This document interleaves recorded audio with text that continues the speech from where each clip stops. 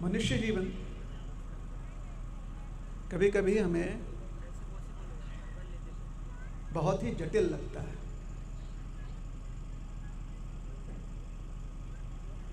विशेष करके अगर हमारी भगवान में आस्था हो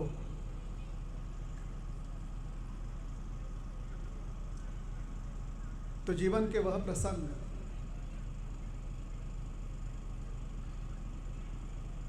जहाँ पर हमारे मन में प्रश्न उठता है, थोड़े से शंकाग्रस्त हो जाते हैं हम,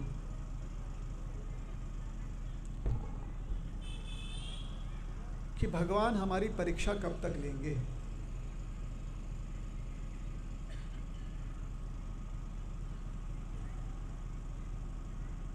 तो आस्था के कारण हम ये तो स्वीकार लेते हैं कि परीक्षा ली जा रही है।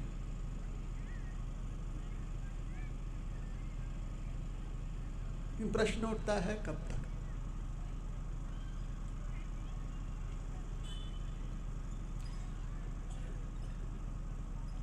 सनातन संस्कृति में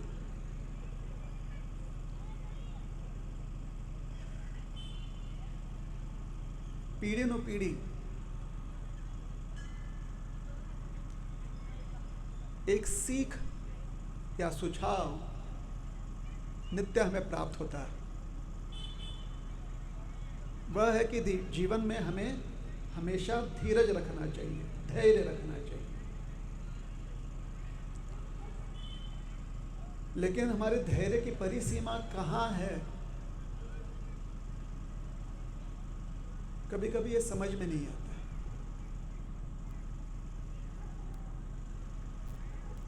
हमारी आस्था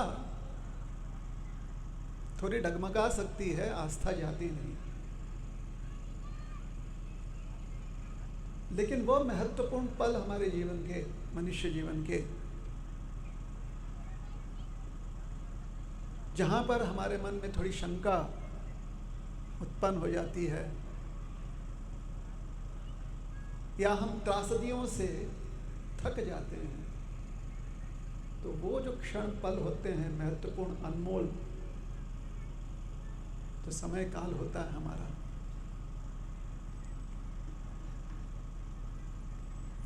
वो हम अपने भ्रमित मन को समर्पित कर देते हैं अपनी इच्छा से। हमें कोई कहता नहीं कि इस भ्रम में आप रहो। हमें ही लगता है कि परिस्थितियां ऐसी आ गई हैं कि सर्वत्र भ्रम ही भ्रम दिखाई दे रहा है।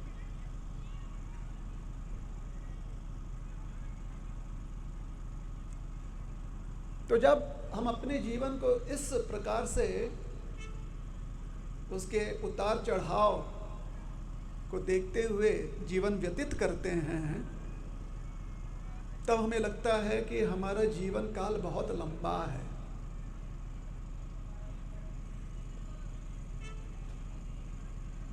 और उसी प्रकार से जब हमारे मनानुसार घटनाएं घटती हैं हमारे जीवन में, हमें लगता है कि सगळं काय मनासारखं चाललंय, भगवंता किती दयाळु आहेस तू। जब सब कुछ ठीक चल रहा है हमारे जीवन में, तो इतना प्रेम आता है भगवान पर, क्योंकि वही हमारी आस्था है। हमारी आस्था ही तो हमसे ये करवा रही है।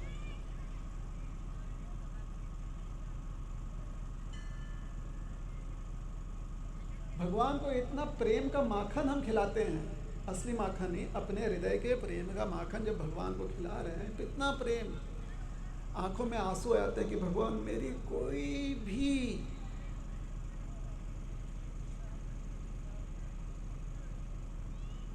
सद्गुण ना होते हुए भी, मेरे कोई भी काबिलियत ना होते हुए, क्वालिफिकेशन ना होते हुए, सगळं काही माझं मनासारखं चाललंय देवा। खरंच तू माझा आहेस आणि मी तुझा आहे। ये भी हमने अपने जीवन में देखा है। उस समय हमारा जीवन जो है हमें इतना लंबा नहीं लगता।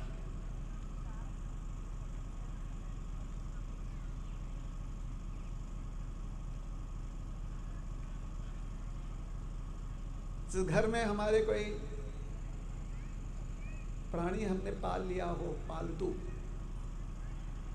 जब उसको प्रेम से बुलाते हैं तो उसको लगता है हा माझा मालक माझ्यावरती किती प्रेम करतो।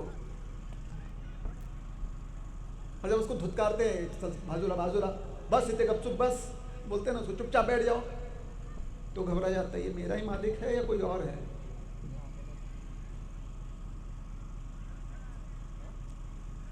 अब देखिए, हम किसी को कोई धुतकार नहीं रहे हैं यहाँ पर, तो क्षमा कर दीजिएगा, हमने किसी को पालतू कहा नहीं।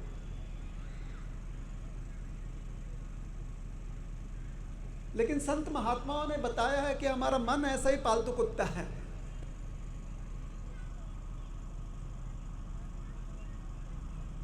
और जब हम अपने मन के साथ अपनी पहचान बना लेते तो हम भी उसी की तरह बन जाते हैं। उपनिषद में इसलिए समझाया गया है, मनैव मनुष्यानाम कारणम बंध मोक्षय।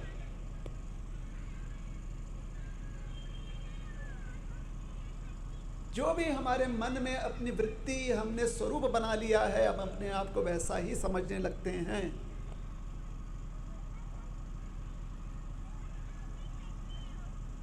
तो मन हमें कभी कभी परिस्थितियां ऐसे हो जाती हैं जहां पर मन जो है, जैसे एक पालतू प्राणी जो है घबरा जाता है और दुबक कर बैठ जाता है, तो मन वैसे दुबक जाता है, मन घबरा जाता है, मन शंकाग्रस्त हो जाता है। बंधुर आत्मात्मनस्तस्य येन आत्मनः येन आत्मैव आत्मनः। सांख्य योग में भगवान गीता में कहते समझाते हैं,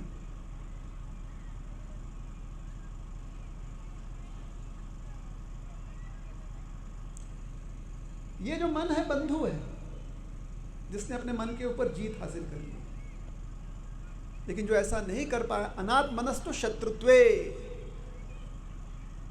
वर्तते आत्मैव शत्रुवत्। जिस मन को हमने पूरी छूट दे दी है कि वो हम पर हावी हो जाए, मनाचा भूत आपल्यावरती प्रभावी होऊन जातो। मनाचा भूत, मन का भूत जब हम पर हावी हो जाता है, अनात्मनः वो हम पर हावी हो गया है, तो शत्रुत्वे, अब शत्रु की तरह व्यवहार करेगा, वो हमें परेशान करेगा, हमें चिंताग्रस्त करेगा, हमारा आत्मविश्वास कम करेगा, हमें आत्मग्लानि में डालेगा, हमारे मन में मोह उत्पन्न करेगा, लालच ले आएगा, लोभ ले आएगा, ईर्ष्या ले आएगा। मन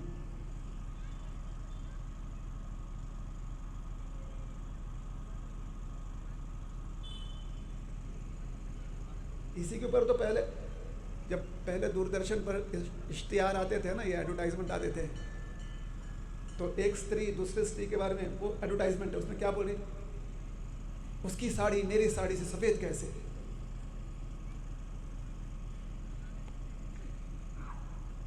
साडी नेसण्यासाठी आहे, पांढरं ठेवण्यासाठी नहीं है। स्वच्छ ठेवा, पण सफेद कैसे, ब्लीच लगा दीजिए सफेद हो जाएगा, रंग ही उसका चला जाएगा।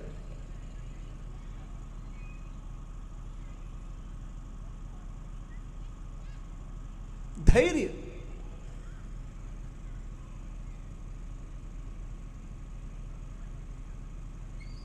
ये बहुत अच्छा अस्त्र है हमारा। अक्सर इस धैर्य को बहुत जंग लग जाता है। किसको धैर्य को क्या लग जाता है, क्या लग जाता है धैर्य को? काहीतरी बोला ना। हाँ, ये बच्चा देखो, हमेशा वो गुरु में शिष्य, बेटा कभी बड़ा मत होना, बड़े लोगों को देखो कैसे बैठे रहते हैं, ऐसे ही रहना। ताल ठोक कर आता है ना टीवी पर, ताल ठोक कर, तो ताल ठोक कर बोलना चाहिए। हमारे धैर्य को क्या लग जाता है अक्सर, मंजे काय। जब किसी भी धातु को जंग लग जाता है तो चुंबक उसे आकर्षित नहीं कर सकता। उसी प्रकार से जब हमारा धैर्य कमजोर हो जाता है, उसे जंग लग जाता है, तो भगवान के प्रति हमारा मन थोड़ा निकृष्ट हो जाता है, आकृष्ट नहीं होता, थोड़ा सा मन संकुचित हो जाता है भगवान के प्रति। उस समय हम प्रश्न पूछते हैं भगवान से, भगवान कब तक परीक्षा लोगे मेरी, कब तक लोगे। जैसे कोई विद्यार्थी पहली कक्षा से लेकर 12वीं तक अभ्यास कर रहा है, वो हर वर्ष आके पूछे, आओ पप्पा हे वार्षिक परीक्षा कधीपर्यंत द्यावं लागणार आपल्याला। पप्पा म्हणतात त्याला फक्त 12 वर्ष आहे। किती है, खाली 12 वर्ष आपको परीक्षा देनी पड़ेगी, पहली से लेकर 12वीं तक। थोड़ा मन बहलाने के लिए कह रहे हैं, क्योंकि बाद में पप्पा बोलेंगे नहीं नहीं ग्रेजुएशन पर कर।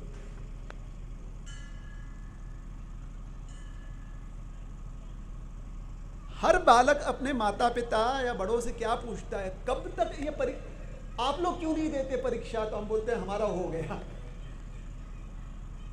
बच्चे को परीक्षा हर वर्ष देनी पड़ती है। कब तक देनी पड़ती है, जब तक कि वो पूरी तरह से ग्रेजुएट ना हो जाए। उसी प्रकार से जब हम भगवान से प्रश्न पूछते हैं कि हे प्रभु, हे भगवंता, हे भगवान, कब तक परीक्षा देनी पड़ेगी मेरी, कब तक आप परीक्षा लोगे, तो भगवान कहते हैं फक्त एक आयुष्य, एक जीवन का। भगवान क्या कहते हैं, 2 नहीं, 4 नहीं, 12 नहीं, भगवान बोलते सिर्फ एक जीवन काल परीक्षा किया।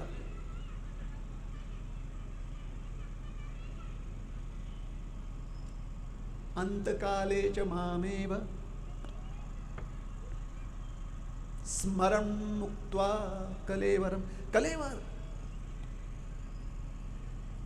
ये जो शंका उत्पन्न होती है वो इसलिए उत्पन्न होती है क्योंकि हमारा शरीर कभी कभी साथ देता है, नहीं देता, मन साथ देता है, नहीं देता है। लेकिन भगवान कहते हैं कलेवर, जब ये कलेवर, जब आप शरीर त्यागोगे और अंत काल में मेरा स्मरण करोगे, अंतकाले च मामेव स्मरण उक्त्वा, स्मरण होते ही अगर आपने स्मरण किया अंतकाल में, तो इस जीवन काल में क्या होगा, वो जो स्मरण का क्षण है, जब कलेवर हो रहा है, आप शरीर को त्याग रहे हो, जब लोग जा रहे हैं राम नाम सत्य करते हुए जा रहे हैं ना, तो आप भी उस शव में कहीं ना कहीं आसपास भटकते हुए गुनगुना रहे हो, राम राम राम राम राम राम राम।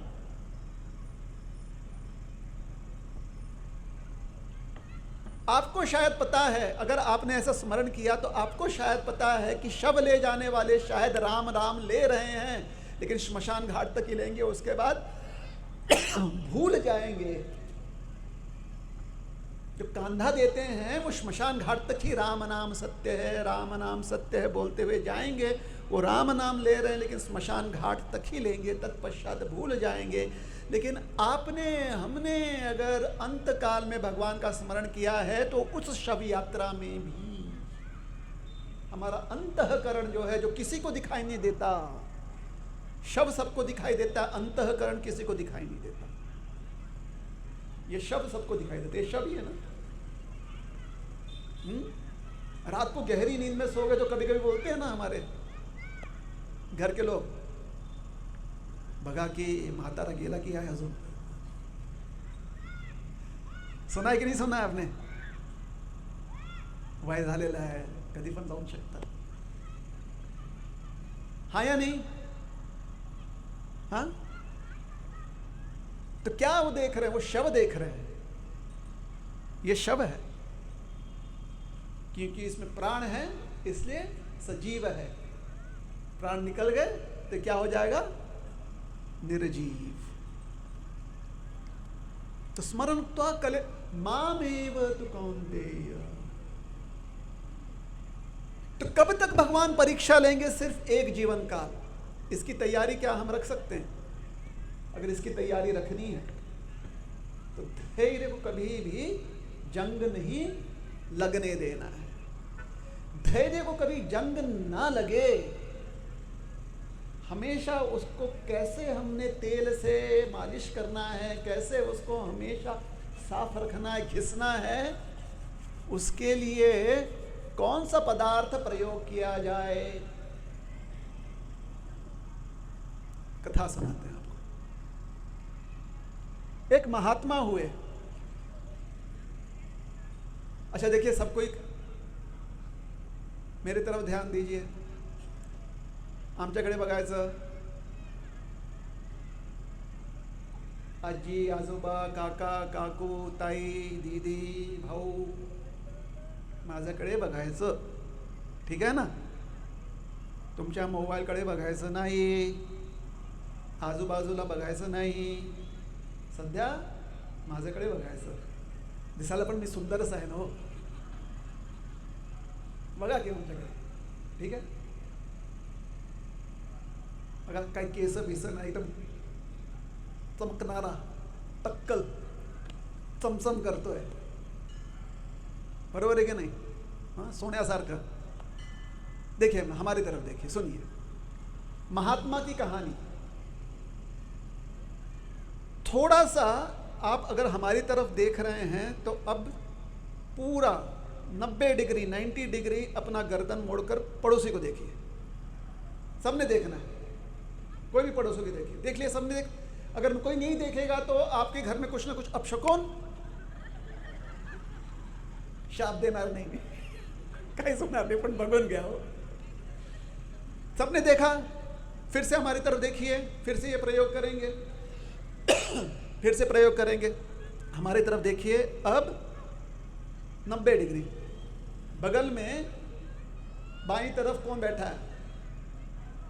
डाव्या बाजूला बघा, डाव्या बाजूला तो महात्मा है। सध्या आपल्याला वाटत नाही,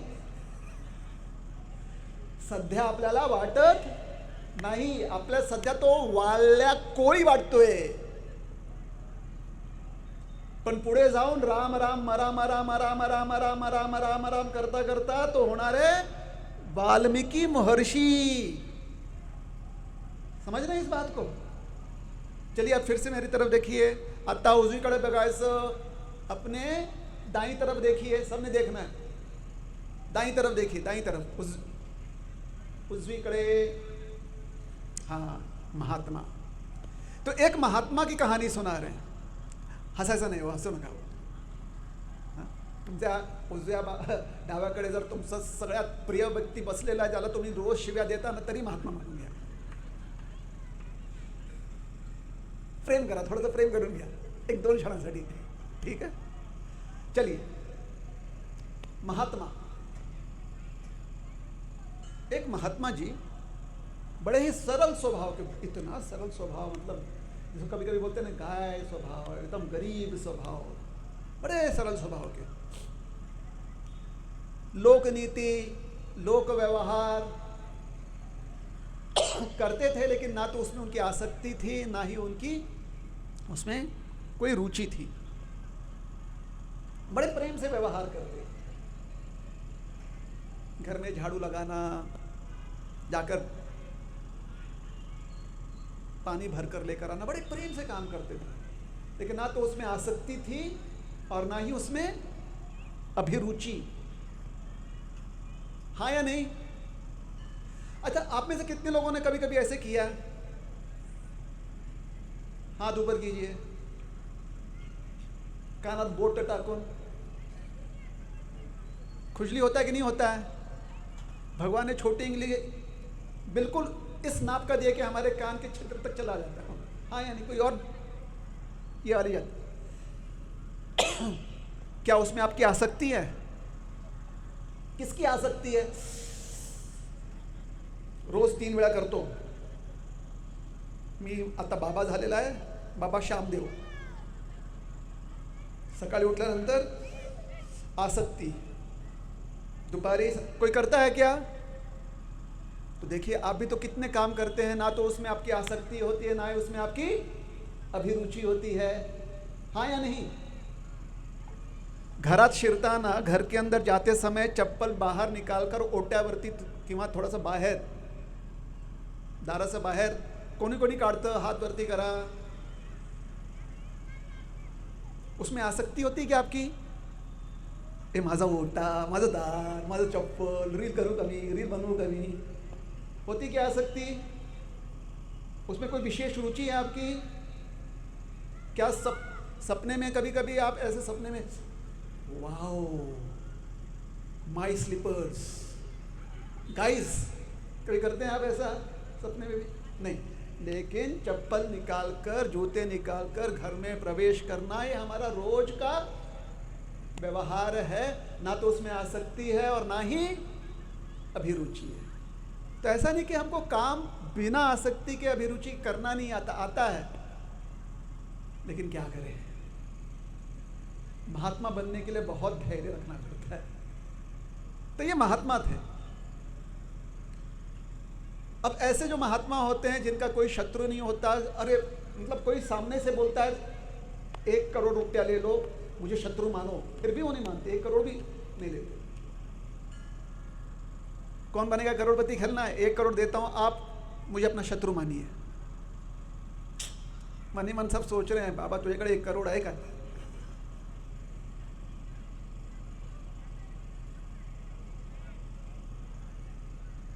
किसी के प्रति उसको कोई ईर्ष्या होती नहीं है महात्मा को। तो बहुत लोग उन्हें पसंद करते हैं,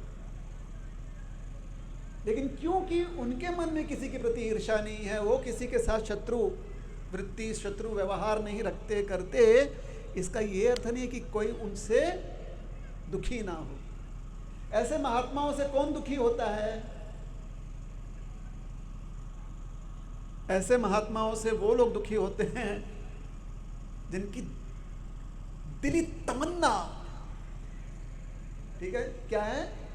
दिली तमन्ना, तमन्ना भाटिया नहीं, दिली तमन्ना क्या है उनकी? मन की अभिलाषा की लोकांनी मला महात्म्यासारखं मानायला पाहिजे, लोगों ने मुझे महात्मा समझना चाहिए। अंदर उनकी ये इच्छा रहती है, अच्छा लगता है महात्मा बनना। किसको, कौन नहीं चाहेगा कि कुछ समय के लिए महात्मा बन जाए? महात्मा जैसे सरल, कितना हमारा स्ट्रेस चला जाता है सिर्फ महात्मा की तरह अगर हमारा वृत्ति हो जाए तो कुछ लोग ऐसे होंगे जो महात्मा से ईर्ष्या करेंगे। तो गांव का एक ऐसा ही व्यक्ति था, थोड़ा सा ज्ञानी व्यक्ति था। कभी कभी ऐसे व्यक्ति ज्ञानी होते हैं, और हमारे शास्त्र के अनुसार पूर्व काल में, आज से 150, 200 साल, 500 साल पहले जैसे समाज की व्यवस्था थी, तो ज्ञान अर्जन करने की क्षमता और इच्छा सिर्फ एक ही वर्ग रखता था, जिन्हें हम कहते थे ब्राह्मण समाज। बाकी समाज में इतनी रुचि नहीं होती थी कि वो ज्ञान अर्जन करे, बस जितना काम है उसके हिसाब से। ब्राह्मण समाज ही खोदने पर पानी निकलेगा कि नहीं निकलेगा, कहाँ से आता है, क्यों आता है, कैसे आता है, ये बुद्धि जो है ना, ये ब्राह्मण बुद्धि कहते हैं। जन्म से ब्राह्मण नहीं होता, कर्म से होता। जन्म से भी अगर ब्राह्मण परिवार में जन्म लिया, क्षत्रिय परिवार में जन्म लिया, शूद्र परिवार में जन्म लिया है, वैश्य परिवार में जन्म लिया है, पूर्व काल के अनुसार। अभी क्या है? अभी हम सब भारतीय हैं। अभी हम क्या हैं? भारतीय हैं, क्योंकि इन सारे उपाधियों का आज 1 पैसा भी बैंक इसके ऊपर लोन नहीं देता। देता है कोई बैंक? बताइए।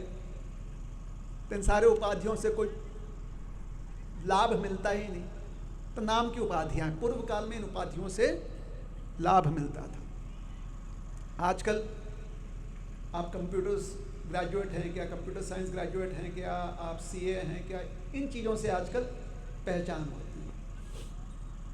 तो जिस प्रकार से सीए का बेटा या बेटी अपने आप सीए नहीं बन जाते, उन्हें परीक्षा देकर अपने आप को साबित करना पड़ेगा कि वो सीए हैं। डॉक्टर का बेटा बेटी डॉक्टर नहीं बन जाते जन्म से ही, उन्हें परीक्षा देनी पड़ती है, सीखना पड़ता है, प्रशिक्षित होना पड़ता है ताकि उन्हें ये उपाधि दी जाए कि वो डॉक्टर हैं। उसी प्रकार से अगर आप शूद्र के घर में जन्म लिए हैं तो जन्म से शूद्र नहीं होते आपको प्रमाणित करना पड़ेगा अपने अभ्यास से, अपने प्रशिक्षण से कि आप शूद्र हो। आपको प्रमाणित करना पड़ेगा आपके अभ्यास से, प्रशिक्षण से कि आप वैश्य हो या क्षत्रिय हो या ब्राह्मण हो। जन्म से सिर्फ थोड़ा सा हमें संधियां, मौके ज़्यादा मिल जाते हैं क्योंकि हमारे माता पिता भी तो हैं ना, तो हमको गाइड करते रहते, बेटा ऐसे पढ़ाई करो। मेडिसिन डॉक्टर के घर में जन्म लिया और हमको भी डॉक्टर बनना है तो हम बताते रहते, बेटा ये किताब पढ़ो, ये परीक्षा में आएगा। बस इतना ही हमें लाभ मिलता है, उससे ज़्यादा लाभ नहीं मिलता। उसी प्रकार से शूद्र के घर में हमने जन्म लिया है तो इतना ही लाभ मिलेगा कि हमारे माता पिता जो शूद्र शूद्रानी हैं वो हमें यही बताएंगे, बेटा इस प्रकार से आप अपना अभ्यास करो ताकि आप प्रामाणिक शूद्र बन जाओ। लेकिन अगर शूद्र के घर में जन्म लेने के बाद आपको चाहिए कि आप ब्राह्मण के कर्तव्य निभाएं तो आपको एक वैसे गुरु का आश्रय लेना पड़ेगा, एक शिक्षक का, एक प्राचार्य का आश्रय लेना पड़ेगा। अरे हमारे आदि शंकराचार्य जी को भी तो एक महारानी ने कहा कि आपको अभ्यास करना है कुछ दिन तक, नहीं तो आप कैसे जानोगे कि ये भोग सुख होता क्या है। शंकराचार्य जी ने भी तो जाकर अभ्यास किया कि नहीं किया, तो आदि शंकराचार्य जी हैं हमारे।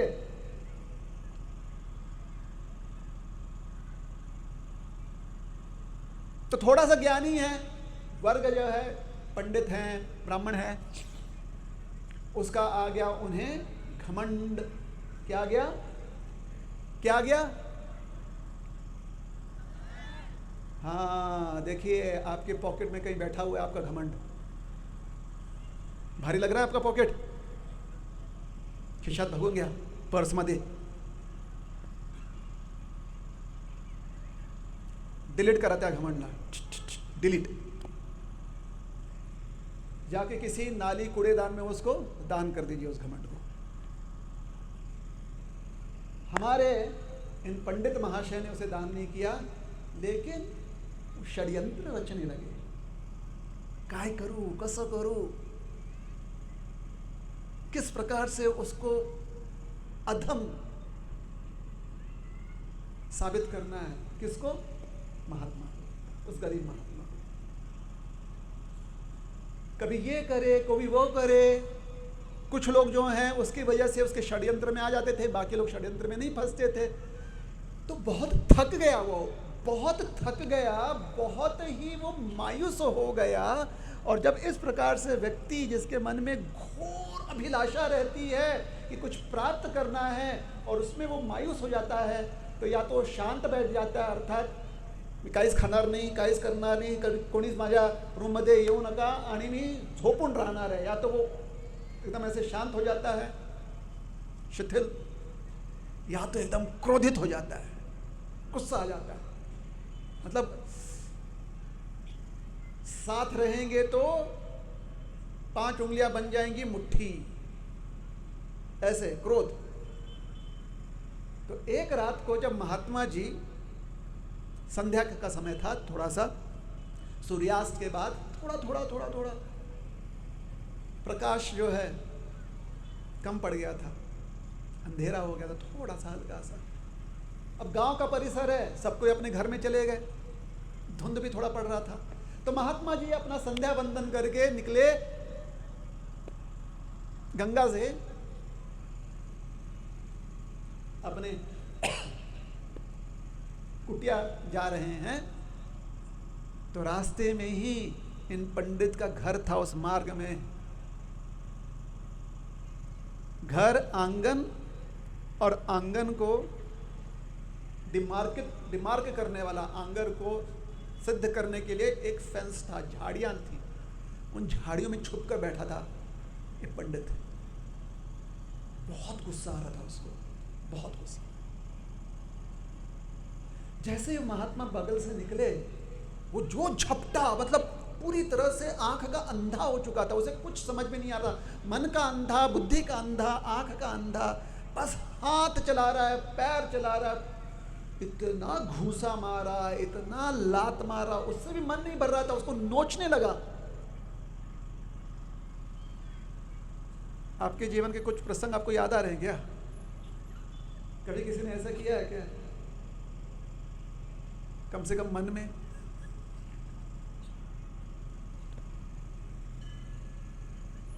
नोचने लगा महात्मा जी को।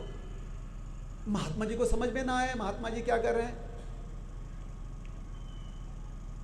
हरे कृष्ण कृष्ण कृष्ण हरे हरे, हरे राम राम राम।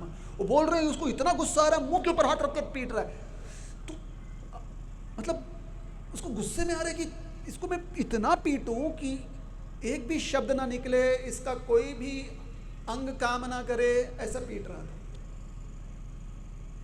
अब महात्मा जी गरीब हैं, इसका यह मतलब नहीं है कि सेहत उनकी खराब थी, सेहत ठीक ठाक थी, इसलिए मुक्का मार खाकर भी शरीर जो है थोड़ा सा परेशान हो गया, लेकिन शरीर गला नहीं, शरीर को ज़्यादा नुकसान नहीं हुआ, खरोच उरोच काफ़ी आ गया। महात्मा जी जो हैं बोले जा रहे हैं, हरे कृष्ण कृष्ण कृष्ण हरे हरे, हरे राम राम राम हरे। अब ये महात्मा जी कहानी तो हम सुना रहे हैं ना, गौड़ीय वैष्णव हैं हम, इस्कॉन के प्रतिनिधि हैं, तो हमारे महात्मा जी तो हरे कृष्ण महामंत्री बोलेंगे, हाँ या नहीं? बोलेंगे कि नहीं बोलेंगे? हाँ हाँ। लेकिन कोई और संप्रदाय में ये कहानी सुनाई दी जाएगी तो वहाँ के महात्मा जी क्या बोलेंगे? नमो नारायण नमो नारायण, लक्ष्मी नरसिम्हा लक्ष्मी नरसिम्हा। हमारे महात्मा जी क्या बोल रहे हैं? हरे कृष्ण कृष्ण।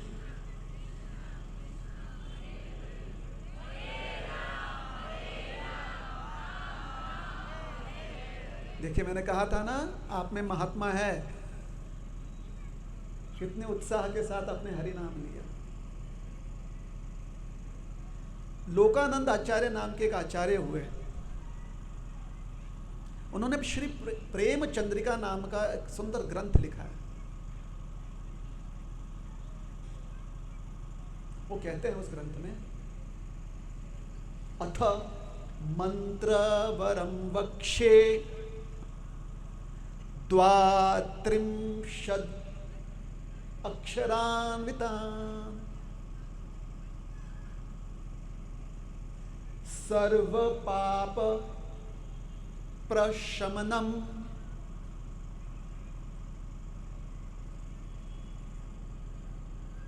एक बात हम आपसे कहना चाहते हैं। कौन? लोकानंद आचार्य कहते हैं, एक सांगू का ऐसा म्हणतात, एक सांगतो मी, ऐकून घ्या। कौन बोल रहे हैं? लोकानंद आचार्य। क्या कहते हैं? अथ, अब मंत्रवरम, सारे मंत्रों का जो राजा है, मंत्रराज, वक्षे, मैं आपको बताने वाला हूं। वो कैसा मंत्र है? द्वात्रिंशत् अक्षरान्वितम, अन्वितम अक्षर द्वात्रिंशत्, त्रिंशत् अर्थात 30, 30। त्रिंशत् मतलब, त्रिंशत् का अर्थ क्या होता है? 30। द्वात्रिंशत् मतलब 30 अधिक 2, कितने हो गए? 30 को 2 आपने ऐड कर दिया, 2 जोड़ दिया, कितना हो गया? कितना? हाँ कौन बोला? देखिए वो बताना, वो गुरु है, हम शिष्य, बाकी लोग बेटा कभी बड़ा मत होना, ठीक है, ऐसे रहना। और थोडंसं सांगा ना, 30 त्रिंशत् म्हणजे 30, त्याच्यामध्ये 2 जोडल्यावर काय होतो? किती क्रमांक? 32, 32 सिलेबल, 32 अक्षरों से बना हुआ ये मंत्र राज आपको दे रहा हूं। हरे कृष्ण कृष्ण कृष्ण हरे हरे, हरे राम राम राम हरे हरे। 4 बार, 4 उंगलियों को हमने 8 बार गिना, 4 गुना 8 कितना हो गया? 32। तो लोकानंद आचार्य जी इस 32 अक्षरी मंत्रराज की चर्चा कर रहे हैं, जिससे सर्व पाप प्रशमनम, सारी पाप वृत्ति नष्ट हो जाती है। तो हम भी तो हरे कृष्ण महामंत्र का नाम स्मरण करते हैं, लेकिन कभी कभी ऐसा लगता है कि हमारे घर में रहने वाले लोग जो करते हैं उनका तो पाप शमन नहीं हो रहा, हमको लगता है हमारा हो गया। लेकिन बोलते हैं माझा भाऊ आहे ना, माझी बहीण आहे ना, माझी सुनबाई आहे ना, माझे काका आहेत ना, माझं बाळ आहे ना, तो करतो, हरिनाम घेतो, नामजप करतो, पण अजूनही खूप राग आहे हो त्याच्यामध्ये। होता है कि नहीं होता है? तो सर्व पाप प्रशमनम, पाप शमन करने की क्षमता है इस 12 अक्षरी मंत्र में। क्या है? पाप शमन करने की। आपने अपने बैंक में पैसा डाला, आपने अपने यूपीआई ऐप को खोला, क्यूआर कोड स्कैन किया, तभी ना व्यवहार होगा कि नहीं? क्यूआर कोड स्कैन नहीं करेंगे तो व्यवहार होगा क्या? उसी प्रकार से मंत्र जप अगर आप करेंगे तो अर्थात आपने अपने बैंक में पैसा डाल दिया, अब उसका लोक व्यवहार कैसे करेंगे, कैसे अपने जीवन में परिवर्तन आएगा? तो एक यूपीआई ऐप होना पड़ेगा ना, कोई क्यूआर कोड स्कैन करना पड़ेगा ना। जब तक वो क्यूआर कोड स्कैन नहीं करेंगे तब तक व्यवहार कैसे होगा? तो वो क्यूआर कोड क्या है वो आज बताने वाले। क्योंकि बहुत बार हमने सुना है कि भगवान का नाम जो है, नाम जप करने से सब शुभ होता है, मंगलमय होता है, बहुत बार सुना है, हो क्यों नहीं पा रहा है? अब उस पर चर्चा करेंगे, ठीक है? तो सर्व पाप प्रशमनम,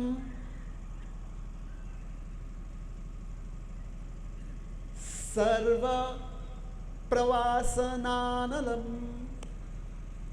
सिर्फ पाप का शमन नहीं करता है, लेकिन जितनी भी वासनाएं हैं अनल के समान, अग्नि के समान उसे भस्म कर देता है। तो हमारे पास भस्म क्यों नहीं हो रहा है?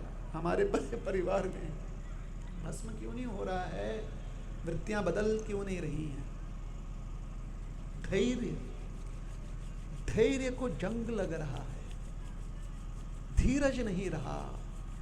जीवन काल के लिए, एकमात्र जीवन काल के लिए ध्यान पूर्वक मंत्र राज का आश्रय लेने की हमारी क्षमता कम बढ़ रही है। आज हम अच्छे से आश्रय लेते हैं, कल नहीं ले पाते। आज ले पाते हैं, 2 मिनट के बाद नहीं ले पा रहे हैं। धैर्य, धीरज नहीं रखता है व्यक्ति जब भगवान का नाम स्मरण करता है, धीरज नहीं रख पाता। और जो धीरज रख पाता है उसके जीवन में उसके पापों का शमन निश्चित होते हुए दिखाई देता है, उसके वासनाओं का भस्म निश्चित होता है। ये मंत्र राज है। तो धीरज को बनाए रखने के लिए धीरज धैर्य क्या है?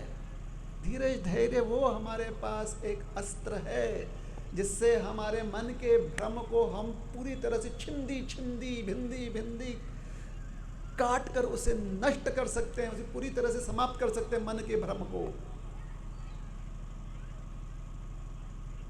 कभी कभी मन में भय आ जाता है तो हम क्या करते हैं? कभी कभी हम करते हैं कि ठीक है, काल बदलेगा, बस धैर्य रखना है। आज कुछ समझ में नहीं आ रहा है, कल का सूरज, कल का सूर्योदय कोई नया अवसर लेकर आएगा हमारे जीवन। ये धैर्य, धैर्य को जंग लग जाता है, जंग ना लगे उसके लिए क्या करना है? तो ये महात्मा जी को जब पीटा गया खरोचा गया, मारा गया, महात्मा जी बेचारे पूरी तरह से एकदम हेल्पलेस, निस्सहाय हो गए वहां पर, बस खाली हरिनाम ले रहे हैं।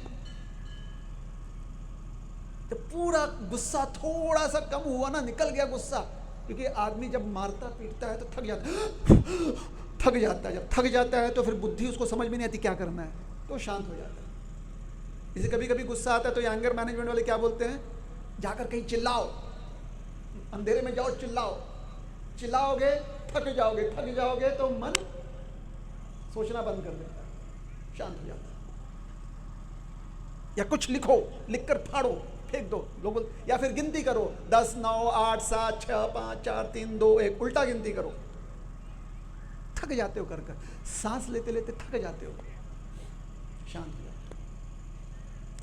थक गए, थोड़ा सा गुस्सा निकल गया, तुरंत उठ कर महात्मा जी के ऊपर बैठे हुए थे, उठ गए और भाग गए अंधेरे में। महात्मा जी को समझ में ना आए। जब वो भाग गए तब महात्मा जी उठकर देख रहे कौन है कौन है कौन। अब गांव में लोगों की दृष्टि इतनी होती है कि परछाई से ही पहचान जाते कि कौन है। ये गांव में जो व्यक्ति रहता है ना उसको पता है, या एक बिल्डिंग में जो व्यक्ती रहता है ना, अपार्टमेंट में रहने वाले 4-5 अपार्टमेंट है, वो जानते हैं नाही वो सावली दिसली त्यांचंच आहे ते, सावली बघून सांगतात की कोण माणूस है, बरोबर है। गांव में दृष्टि वैसे होती, तो वो पहचान उनको हो गई, अरे ये पंडित जी हैं। घर पहुंचे, थोड़ा मरहम पट्टी किया, फिर मन में विचार आया कि मैंने कोई बहुत घोर अपराध किया होगा, कुछ तो मैंने गलत व्यवहार किया होगा, कुछ तो मैंने उनके बारे में पीठ पीछे बोला होगा, या उनको कुछ ना कुछ मैंने आघात पहुंचाई होगी जाने अनजाने में। नहीं तो कोई व्यक्ति इतना क्यों मुझे पीटेगा। ये महात्मा है। तो महात्मा होता है ना, बड़ा सरल स्वभाव का होता है, इसलिए महात्मा बनना बहुत अच्छी बात है। क्यों? क्योंकि महात्मा के पास ये सद्बुद्धि होती है कि परिवर्तन में सिर्फ अपने आप में ले आ सकता हूं, दूसरे के ऊपर मेरा कोई नियंत्रण नहीं है कि परिवर्तन आएगा कि नहीं आएगा, दूसरे के ऊपर मेरा कोई कंट्रोल नहीं है। ये बस मेरा कर्म क्षेत्र है, 13वां अध्याय गीता का, क्षेत्र क्षेत्रज्ञ और ज्ञान, क्षेत्रज्ञ, और ये मेरा क्षेत्र, मेरे पति का, मेरे पत्नी का, मेरे बच्चे का, मेरे बेटे का, मेरा सुनबाई का, मेरे बहू का, मेरे दादा का, दादी का, नहीं समझ में आता, नहीं समझ में आता कि उनकी वृत्ति, उनकी बुद्धि, उनका मन कैसे काम करता है, क्योंकि उनके क्षेत्र के ऊपर हमारा कोई अधिकार ही नहीं है, सिर्फ अपने क्षेत्र पर अधिकार है। महात्मा क्योंकि ये बात जानता है, तो महात्मा इसलिए विवेचन करता है, इसलिए विचार करता है कि शायद मुझी में कुछ कमी होगी, जिसके परिवर्तन लाने से इस प्रकार से अगली बार मेरे साथ कोई दुर्घटना ना हो। महात्मा करता है। तो महात्मा क्या सोचता है कि मेरी गलती है कि मैं इस रास्ते से आया, अगर मैं दूसरे रास्ते से आता जहां पर उसका घर नहीं है, तो महात्मा बुद्धू नहीं है, महात्मा बेवकूफ नहीं है, अज्ञानी नहीं है, अपने आप में परिवर्तन लाने का ही क्षमता है, ये जानता है। और जो महात्मा नहीं होता वो हमेशा दूसरों में परिवर्तन नाही, त्यांनी तसं केलं पाहिजे ना। कभी कभी कितने बार हमारे पास, आमच्या बाळाला सांगा ना, आमच्या सुनबाईला सांगा ना, आमच्या सासऱ्यांना सांगा ना। अब मेरे पास आते हैं महात्मा बनकर, तो मैं ये सोच रहा हूँ कि अगर मैं महात्मा हूँ तो क्या है, इनके घर के बहू के बेटे का क्या उसके ऊपर मेरा नियंत्रण है? कुछ नहीं।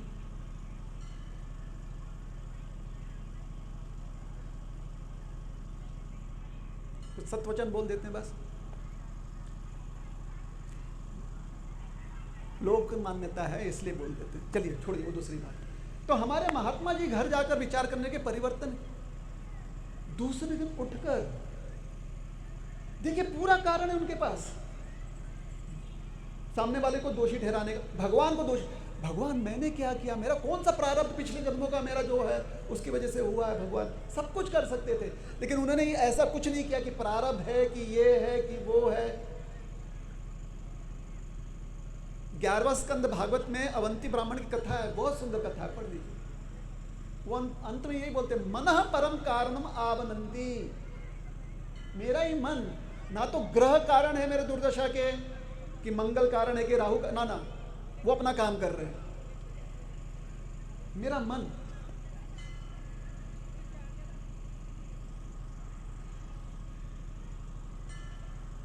तो दूसरे दिन उठकर प्रातः भोर, जबकि गांव सोया हुआ था, महात्मा जी गांव वालों को पता ना चले कि ऐसी दुर्घटना हुई है, पंडित जी ने ऐसी बात कही है। पीछे देखो कौन आप जोर से बोल रहा है। पंडित जी ने ऐसी बात कही है या ऐसे ऐसे व्यवहार किया है, किसी को पता ना चले। तो भोर में सूर्योदय, उषोदय के समय, अभी उषोदय ही है, उस समय जाकर पंडित जी का घर खोला। अब देखिए दूसरी तरफ भी कथा समझाती है कि पंडित जी का जब गुस्सा शांत हुआ तो रात भर पंडित जी अपने आप को कोसते रहे। ज्ञानी व्यक्ति है, उन्हें कहां से इतनी दुर्भावना कहां से मेरे मन में आ गई। अरे कौन इतना पीटता है किसी को बस इसलिए कि वो ज्यादा बड़ा महात्मा मानते हैं, लोग मुझे नहीं मानते, इसके लिए गुस्सा शांत हुआ। अब ज्ञानी व्यक्ति का जब गुस्सा शांत होता है तो बड़ा परेशान हो जाता है, क्योंकि वो ज्ञान उसको बहुत परेशान करता है, बहुत परेशान करता है उसका ज्ञान। हे तुझं चुकलं, अरे बरोबर गप्प बस, नाही पण हे ज्ञान गप्प बसतच नाही। ज्ञान कधीच गप्प बस, ज्ञान म्हणजे प्रकाश, प्रकाशमध्ये अंधकार कसं काय असणारच नाही। जहाँ पर ज्ञान है वहाँ पर अंधकार हो ही नहीं सकता। ज्ञान ने बहुत परेशान किया। तो सुबह जब खटखट सुनी, दरवाजा खोला तो सामने महात्मा जी खड़े हैं। मैंने कहा मुझे क्षमा कर दीजिए। अरे वो पंडित महात्मा जी को देखकर पता नहीं क्या उसमें भूत आ गया, हाथ पैर कांपने लगे, आंखों से आंसू के ऐसी गंगा जमुना धारा बहने लगी, और सीधा जाकर महात्मा जी के चरणों को कस के पकड़ लिया और कहा कि मुझे आप माफ कर दो, मुझे आप माफ कर दो, मुझसे बहुत बड़ा अपराध हो गया। और दोनों एक दूसरे को लिपट कर रोने लगे।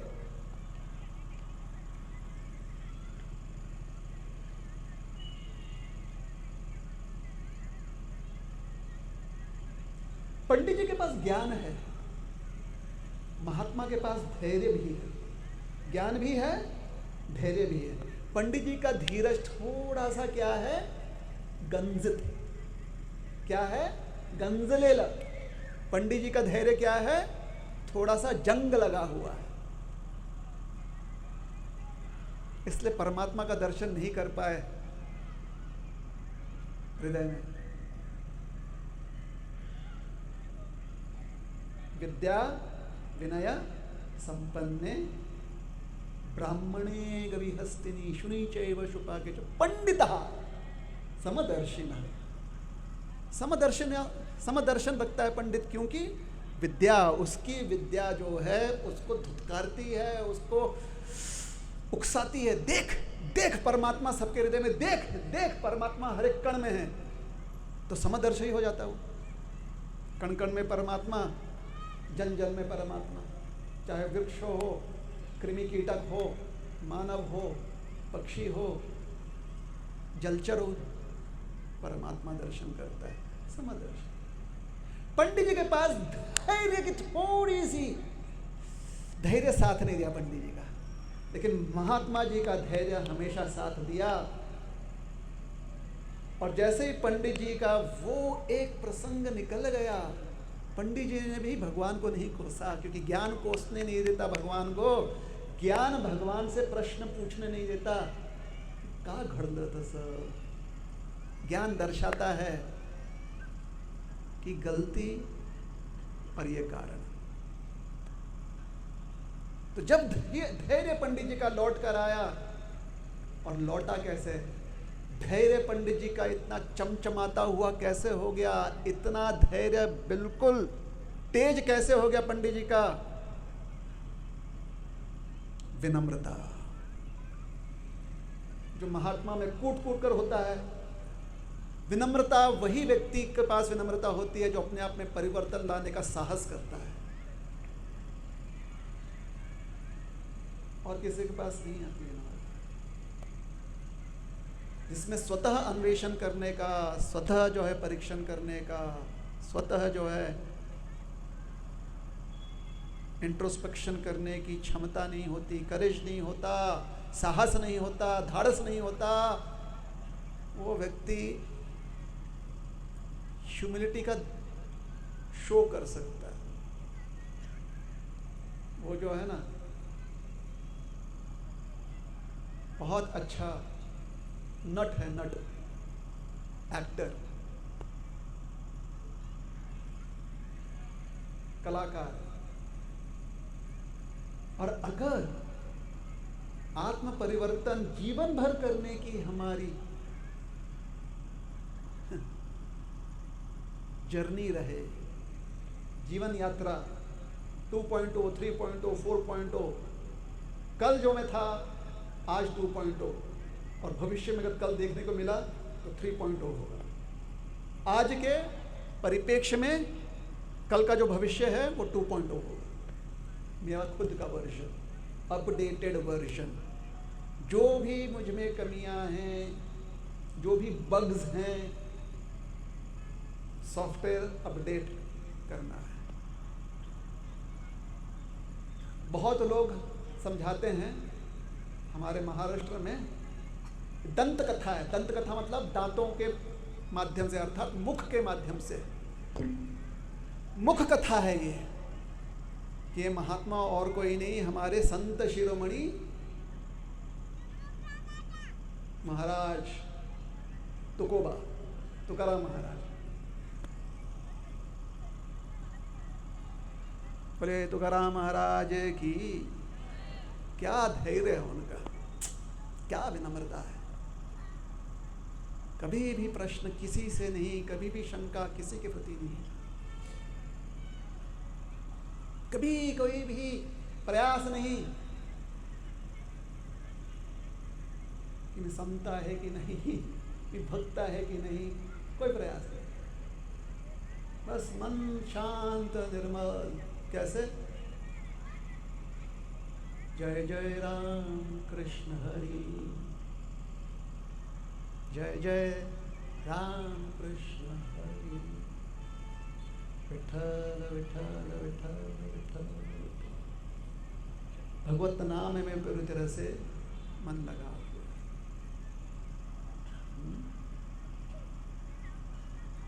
ये जो भगवान का नाम है, इसके बारे में लोकानंद आचार्य जी लिखते हैं,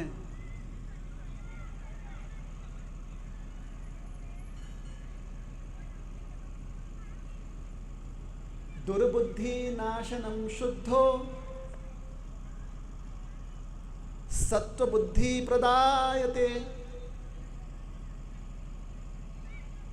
दुर्बुद्धि वह बुद्धि है जिस बुद्धि का प्रयोग हम बिना सोचे समझे सिर्फ अपने वासनाओं से प्रेरित होते हुए हम अपनी बुद्धि का प्रयोग, I see, I do, I like, I do, अच्छा लगा कर लिया, भला वाटतोय म्हणून करतोय, इसे कहते हैं दुर्बुद्धि। तो दुर्बुद्धि का नाश होना जरूरी है। कौन करेगा नाश? हरिनाम। और कोई कर सकता है? मुश्किल है। क्या गुरु जी कर सकते हैं? गुरु जी सिर्फ आपको बोल सकते हैं हरिनाम लीजिए, आप लेंगे तो हरिनाम ही उसको नष्ट करेगा, क्योंकि गुरु जी भी और सब स्वयं भगवान भी जब शिष्य का धर्म निभाते हैं तो वो भी स्वयं जो है नामाश्रय ही लेते हैं।